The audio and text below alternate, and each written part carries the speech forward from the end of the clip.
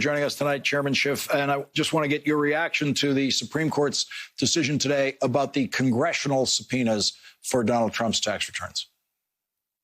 In its most important regard, a very powerful vindication of the House case, of indeed, really the constitutional case, that the president is not above the law. He's not immune to congressional process. He's not immune to the process from the state of New York in a criminal proceeding. That is far and away the most important part of today's rulings. But the court does allow the administration to continue essentially to run out the clock. And considering that the subpoenas at issue in our committee for Deutsche Bank over records that might show whether the president is financially compromised, beholden to Russian oligarchs or others in terms of financing, if you delay resolution of that, if you delay clarity of it, it really presents a danger to the country. And so, you know, as they say, justice delayed is justice denied. Here, justice delayed can mean national security is denied. And that's very problematic. It does, I think, yet again illustrate why, and this is something I've been working on, we need our own set of post-Watergate reforms. And I would put very near the top of the list expedited court process for the enforcement of congressional subpoenas, because the Trump administration is continually trying to delay and run out the clock. Yeah, and it's been an extraordinary situation, and I think we should clarify for the audience that the cases today do not involve the Ways and Means Committee Chairman Richard Neal's request for the Trump tax returns that is actually provided for in law. That case, which it's hard to believe that ever had to go to court, is running on a separate track that's much slower. But I mean, as you and I both know, there's no way that the Ways and Means Committee request for those tax returns won't be legally supported since it's written into law already.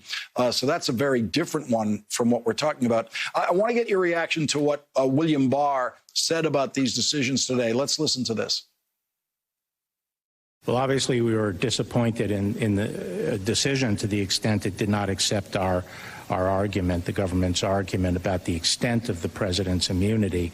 But as a practical matter, the decision made very clear that a president just is not at the mercy of litigants and investigators, and that there are protections and defenses that can be raised. Your reaction to that, Mr. Chairman? Well, I'm not surprised that Bill Barr finds it a bitter pill to swallow that the president is not above the law. I mean, he takes the legal view that this is a unitary executive, that essentially the president can't violate the law because he is the law. And Bill Barr is essentially the hand of the president to implement his will. It's why the Justice Department under Barr doesn't represent justice. It doesn't represent the public interest. It is essentially like a second defense attorney and defense counsel for the president.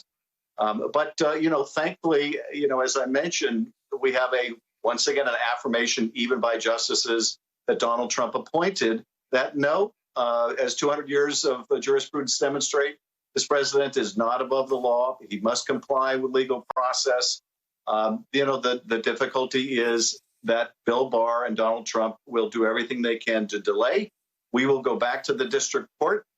We are very confident we can meet these new tests that the Supreme Court enumerated, this four-part test, and so we will prevail. But again, if we get the records and they show, in fact, that the president is beholden, does have financial entanglements, that might explain, for example, this bizarre affinity for Vladimir Putin and Russia, or his interest in Turkey's Erdogan or Saudi Arabia or other financial interests that are guiding and warping U.S. policy.